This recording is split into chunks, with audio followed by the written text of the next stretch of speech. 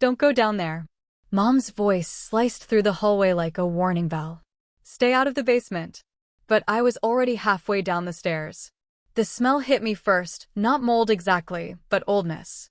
Like time had settled thick on every box, every forgotten decoration. The basement had always been Mom's domain. A space full of dusty plastic bins, half-working lights, and things too sentimental to toss. I wasn't down there to snoop. At least, that's what I told myself. I'd come home for the weekend, and she asked me to grab the Christmas wreaths. Just wreaths. Nothing else. But the green-lidded bin at the back corner caught my eye. It didn't belong. Unlike the others, it had no label. No dust. And something about it felt wrong. Like it was waiting. I knelt down and lifted the lid. Inside were tangled garlands, cracked snow globes, and a broken angel tree topper. I was about to close it again when something hard thudded against my wrist. A phone. Old. Early 2000s. The kind with physical buttons and a scratch screen. It shouldn't have been in there. We never owned one like it. I picked it up. It buzzed. I almost dropped it. The battery icon glowed green. A miracle, considering it looked like it hadn't been touched in a decade. There was no SIM card, but the screen displayed one new video. No name. No number. Just a thumbnail. Blurry, dark, motionless. I looked back toward the stairs. No sound. I hesitated. Then pressed play. For a few seconds, there was only static. The kind that hums in your bones. Then the video flickered into view. A basement, this basement, but older. Before the renovations. The paint was peeling, the walls stained. In the center of the frame stood a girl. 9, maybe 10. Long brown hair, bare feet. She looked familiar. She was crying. And then she looked straight at the camera, at me, and whispered something I couldn't hear. Then she screamed. The video ended. I sat frozen on the floor, heart pounding so loud I thought the room might hear. Because I knew that girl. Not from photos. Not from some old family tape. I knew her because that was me. I stared at the phone in my hand, its dim green light casting eerie shadows across the plastic bins. My fingers felt numb, like my skin no longer trusted what I was touching. That was me. In the video. No doubt about it. Same haircut I had at 10. Same chipped front tooth. Same strawberry birthmark on my left shoulder, the one that disappeared after laser treatment in middle school. But I didn't remember that video being taken. I didn't remember crying in the basement. And I definitely didn't remember screaming like that. I replayed the footage. Again and again and again. Each time, I focused on different details, the peeling wallpaper behind me, the dark stain near the old boiler, the faint sound of something dripping. And then, a whisper. Barely audible. Muffled by static, but there. I boosted the volume. This time I heard it. One word, below. I sat frozen, the phone burning hot in my palm. Below what? The door creaked upstairs. I jumped, dropping the phone. It landed with a soft clunk, the screen still lit. Mom appeared at the top of the stairs, her face pale. What did I tell you? She hissed. Don't go down there. Mom, there's this phone. But she was already moving, fast and angry in a way I hadn't seen since childhood. She reached the bottom, snatched the phone, and stared at it like it might bite her. Where did you find this? She asked, voice trembling. In the green bin. Under the ornaments. Her face went white. I threw this away years ago. I blinked. You what? Her hands tightened around the phone. It belonged to your uncle. Before she stopped herself. It's not supposed to be here. Wait, this was Uncle Mark's? She didn't answer. Just turned and headed up the stairs with the phone in hand. You can't just take it. I shouted. But she didn't stop. The basement door slammed shut behind her. I stood alone in the dust and half-light, heart pounding, ears ringing with the echo of my own scream, the one I never remembered making. The next morning, the green bin was gone. Mom claimed she'd never asked me to get the wreaths. And when I checked the attic for the Christmas boxes instead, I found something odd. A second phone. Exactly like the first. Identical model. Same scratch across the screen. Except this one had no battery icon. Only a single blinking message. Video uploaded. The screen blinked steadily. Video uploaded. I stared at the second phone, half expecting it to vanish in my hand like some kind of hallucination. It felt real. Cold. The plastic warm in places, like it had been recently used. But what chilled me most was the question pulsing in my mind. Uploaded to where? This was a flip phone. Barely capable of MMS, let alone Wi-Fi. There was no SIM card. No signal. No data. And yet, the screen blinked on, holding its message like a threat. I shoved the phone into my jacket pocket and climbed down from the attic, my hands trembling slightly. When I reached the kitchen, Mom was washing dishes, calm, like nothing had happened. I need to ask you something, I said. She didn't turn. If it's about the basement, I don't want to hear it. No, I lied. It's about Uncle Mark. She paused just slightly, then resumed scrubbing a plate. What about him? Why did you throw out his phone? She stiffened, then turned slowly to face me. Because some things don't belong in this house anymore. That phone had a video on it. Of me. She dried her hands on a towel. You must be mistaken. I'm not. And there's a second one now in the attic. That finally made her go still. You opened the attic? You asked me to get the wreaths, remember? She gave me a strange look. I haven't touched the decorations in years. Then how did that thing get moved? And what's going on with these phones? Why am I in that video? She didn't answer. Just walked past me, picked up her keys, and said, don't go into the basement again. And if you find anything else, leave it. Then she left the house. I watched her drive away from the front window, wondering if she'd go to the dump again, like last time. Wondering if she was trying to hide something. Or protect me. When she was gone, I took the second phone to my room and connected it to an old laptop with a universal adapter. The file directory was nearly empty, except for one folder named Access. Inside, one video. Different from the one before. I played it. This time, the footage was from the basement ceiling, as if a hidden camera had recorded it. It was old, grainy, time-stamped 12 years ago. A little girl sat cross-legged on the concrete floor. Crying. Me. Wearing pajamas I vaguely remembered. And then someone else entered the frame. A tall man. His back to the camera. He knelt beside me and whispered something, but the audio was too distorted. I paused the video. The man wore a gray hoodie. His left arm had a tattoo, barely visible. A symbol. A shape. One I'd seen only once before. Carved into the bottom of the green-lidded bin. I stared at the symbol frozen on the video frame. A rough spiral, intersected with 3 lines, almost like a triangle clawing its way inward. It wasn't familiar in a cultural way. It didn't belong to anything I could name. But my body recognized it. My hands began to shake. I remembered seeing it once as a child, drawn in crayon on a wall in the garage. My mom had scrubbed it off so fast I barely had time to ask. I'd thought it was just my imagination. But this was the same. And it was on his arm. I rewound the video, playing it again, this time focusing on the little girl, me. My sobbing had gone quiet. My eyes, red and puffy, stared up at the man like I knew him. Not fearfully, but expectantly. Like I trusted him. Like I was waiting for him. I watched as he gently placed something into my lap, an object wrapped in cloth. I couldn't see what it was, but I clutched it. Tight. And then the video cut to static. Not an ending.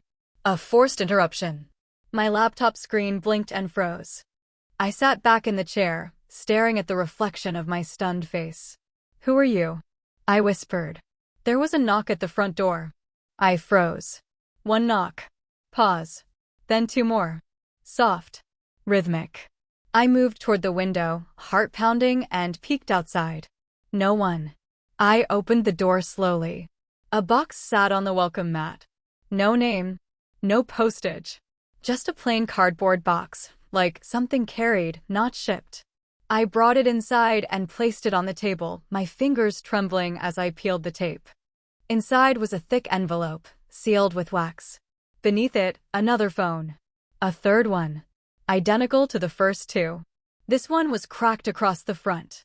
The envelope contained a photo. Black and white. Old. It showed the basement, but different. Unfinished. Cruder. And standing in the center, beneath a single bulb, was the same man from the video. Hoodie. Tattoo. Kneeling beside another child. But this time it wasn't me. It was my mother. As a child. Crying. And holding the same wrapped object. The photo had something written on the back. In thin, precise handwriting. It always begins with the girl. The room around me blurred. I stared at the photo, flipping it back and forth, over and over again, as if doing so would make it rewrite itself. But it didn't change. My mother, unmistakably younger, barely 10, crouched in the very same basement where I now stood. In the very same pose I had seen myself in. The object in her lap, wrapped in cloth, was the same shape. The same presence. My mouth was dry. No one ever said she. But no one had said anything at all. Mom never talked about her childhood. Not in detail. She always said it was complicated, filled with phrases like, things were different back then, or you wouldn't understand. I used to think she just had strict parents. Or secrets she didn't want to revisit. I didn't think those secrets included this. I pulled out my phone, my real one, and dialed her number. Straight to voicemail. Again. And again. She never turned off her phone. Unless she knew I'd found the photo. Unless she was hiding something. I sat down on the edge of my bed, placing all 3 old phones in front of me. Their battered shapes looked harmless. But they weren't. They were markers. 3 of them. 3 different times. 3 different girls. One of them was my mother. One was me. And the third? That's when I noticed it. The second phone, the one I'd retrieved from the attic, had a new message. Ready for upload. Confirm recipient. 2 buttons, yes and no. I didn't press either. Instead, I scanned the file directory again and found something I hadn't noticed before, a hidden folder labeled root. It required a code to unlock. I froze. Because suddenly, without prompting, my brain whispered 4 numbers. It wasn't like remembering a password. It was like someone else pushed the numbers into my head. I typed them in. The folder opened. Inside was a single video file. This one had no title. Just a timestamp. 1979, I opened it. Black and white footage. Film grain and static. The camera angle tilted slightly. A basement, but older. Colder. A child sat on the floor. Not my mother. Not me. Someone else entirely. She looked straight into the camera. And spoke. But the words didn't sync with her mouth. Like they were dubbed over. I found it again. They don't know I remember. But it keeps calling. The screen flickered. Static bled across her face. Then it went black. And one line of text appeared. She must forget. Or it begins again. The laptop screen stayed black, but I couldn't stop staring. That last line burned behind my eyes like an afterimage. She must forget. Or it begins again. But who is she? The girl in the video? My mom? Me?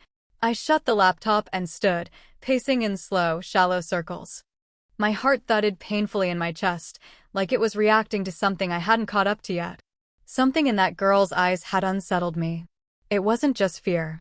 It was familiarity. Not in the way a face feels familiar.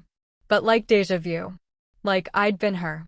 I opened the envelope again and re-examined the photo of my mom as a child. The background was dim and rough, but one thing stood out clearly now, faint scratches on the cement behind her. Numbers. Etched into the wall. I enlarged the photo. 1979, the same year as the video. The same timestamp. But my mother had always said she was born in 1973. That would have made her 6. And that girl looked older than 6. Then it hit me. What if the girl in the video wasn't someone else? What if it was my mother remembering my memory? The floor beneath me seemed to sway slightly. What if that's what this all was? Not time loops, not ghosts, but memory contamination? Generational recall? What if the women in my family weren't cursed, but linked? A knock at the window broke my spiral. I spun. No one. Just the wind. Except a thin piece of paper had been slid under the screen from the outside. I opened the window slowly, unfolded the paper. Handwritten. Same script as the back of the photo. They built the basement around it. The object was never buried, just hidden. I dropped the note and ran downstairs. The basement was still, undisturbed. The bins back in their places. But something was different now. My vision scanned past the usual clutter and focused on one specific wall. The far back, where Mom had installed shelving a few years ago. I dragged the shelves away, metal on concrete, the sound shrill and sharp. Behind them, plain drywall. But in the bottom corner, covered in flaking beige paint, was a cut line. A rectangle. A panel. I pried it open with my hands. Behind the wall, hidden in total blackness, was a cavity. A crawl space. My flashlight cut into the darkness. There was a box. Wooden. Bound in wire. Painted with the same spiral symbol I'd seen on the man's arm. The same as the crayon drawing in the garage. The same one now seared into my memory. As I reached for it, the temperature dropped fast and sharp, like winter air pouring into my lungs. And behind me, I heard a voice I hadn't heard in years. Childlike. Soft. My own. Don't touch it. That's not for us. My breath caught. The voice hadn't come from a memory. It hadn't echoed in my head. It came from behind me. From the room. From here. I spun around. No one. The basement was still. Shadows pooled in corners, boxes stacked like silent watchers. My flashlight beam trembled slightly in my hand. Who's there? I whispered, though I already knew. The air tasted metallic. Sharp. And somewhere beyond the hum of the freezer and the tick of the water heater, I heard something else. Breathing. Not mine. I turned back to the crawlspace. The box inside it sat unchanged, wooden, old, reinforced at the edges with iron bands. A wire lattice crisscrossed the lid like it was meant to contain something more than keep it out. Symbols lined its surface. Not carved. Branded. I reached out, hesitant. My fingertips grazed the cold wood. And a pulse hit me. Like a shock. Not physical. Cognitive. A flood of images. A hallway lit by gaslight. A girl hiding in a cupboard. My grandmother screaming. My mother running through a wheat field. My own hands drawing a spiral and condensation on glass. Memories. But not just mine. I yanked my hand back, stumbling. The voice returned, closer now. Still my own, but older. Almost tired. You don't have long. They've already started again. I backed up slowly, reaching for my phone. It buzzed before I could unlock it. A notification from one of the old devices, still upstairs and connected via cable to my laptop. New video received. I didn't send anything. And yet, the file name blinked up. Access/final. MP4-inch. I bolted upstairs, heart pounding. My laptop screen was already lit. The video had started playing on its own. It was my face. Live feed. Except, I wasn't in the room. Not yet. The camera showed me entering the basement. Finding the box. Reaching for it. Just as I had done. But then it diverged. In the video, I opened the box. Inside wasn't an object. It was a mirror. Small. Oval. Its surface dark like oil, swirling with static. And the version of me in the video looked into it. Her face twisted. Morphed. Then her skin split at the seams, like the memory beneath it was clawing free. The screen went black. And one final sentence appeared. She opened it. Again. I slammed the laptop shut. My breath came in ragged gasps. What had I just seen? Not fiction. Not hallucination. It was too specific. Too aligned with every step I had taken. As if the feed wasn't just showing me a possible future, but a memory I hadn't made yet. I rushed to the living room, pacing beneath the ceiling fan, trying to slow my thoughts. The box was still in the basement. Still unopened. I hadn't looked inside. But the video said I would. My hand hovered over my phone. Call someone. Who? Mom? She was unreachable. The police? What would I say? There's a haunted family box in my crawlspace feeding memories into a phone from 2007? No one would believe me. So I did the only thing I could. I went back down. The crawlspace gaped like an open mouth, waiting. The box sat at its center. Still. Silent. But something had changed. The wood breathed. I swear to God, it shifted ever so slightly when I looked away. Not like it was alive, but like it was aware. I crouched and reached for it again. The cold returned. Sharper. Hungrier. But this time, I didn't flinch. I lifted the lid. No mirror. Not exactly. Inside was a surface so dark it reflected nothing, not my face, not the light. Just depth. Then something moved across it. A flicker of a figure. A girl. Me. Again. But she wasn't copying me anymore. She stared back. And smiled. A static grin. And then, a voice came layered. Multiple tones speaking as one. This is not your memory. You are the vessel, not the witness. What you forget, we become. The lid slammed shut on its own. I fell back, breath stolen from my chest. My phone buzzed again. A fourth phone. I didn't bring it in. It was sitting at the top of the stairs now, as if placed there. Identical model. I picked it up with trembling hands. One new message. Final cycle incomplete. One remains. I blinked. What, one? What remains? The screen flashed again, revealing the answer. She forgot. You remembered. It begins with the mother. It ends with the daughter. And beneath that, a countdown. 14 minutes and 59 seconds. The countdown ticked in slow, merciless seconds. 14 minutes and 59 seconds. 14 minutes and 58 seconds. What happens when it reaches zero? I didn't know. But I felt it, whatever was coming, it wasn't waiting for me to catch up. It had already begun. The box. The videos. The voices. They weren't warnings. They were preparation. I ran. Upstairs. Through the hallway. Into my mother's old bedroom. If it began with her, it had to end here.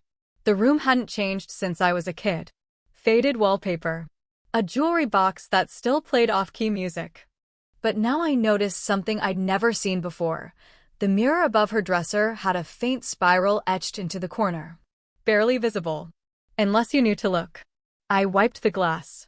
The spiral pulsed. Just once. Then the fourth phone buzzed again. Look. I did. But the reflection didn't match the room. It showed the basement. The open box. The black surface within. And slowly, a second face appeared beside mine. Not my mother. My grandmother. Younger. Crying. Wearing the same pajamas I wore in the second video. She looked straight at me. We never meant to remember, she whispered, her voice leaking through the mirror, through time. But we were born to. Each time one of us breaks the cycle, they find another. The box finds another. I gasped. What are they? She didn't answer. But the spiral in the mirror began to twist, pulling the reflection inward, warping my face, my voice, my identity. Like the box below had reached me through glass. Then, from downstairs, the front door burst open. Footsteps. Fast. Heavy. Mom? I called. No answer. I ran down the hallway. At the bottom of the stairs stood my mother. Pale. Empty-eyed. Holding something wrapped in cloth. It was the object. The same one passed from generation to generation. The one in every video. I remembered too late, she whispered. But you always saw more than you should have. What is it? I asked. Her hands trembled. She unwrapped it. It wasn't a phone. Not a mirror. It was a recording device. Ancient. Almost ritualistic in design. Covered in symbols. One red button. One blinking light. It records memory, she said. The raw kind. The ones we're meant to forget. She pressed the button. The room went white. Light poured from the corners of my vision, and suddenly I was in every room at once. The attic, the basement, the mirror, the field, the hallway all at once. And in all of them I stood. But different. Older. Younger. Smiling. Screaming. One voice across all of them in unison. The memory is sealed. Darkness returned. I awoke on the floor of the basement. The box was gone. All 4 phones gone. Only one thing remained in my lap. A photo. Black and white. Me, holding a child I didn't know. On the back, one line. It begins again, when she remembers.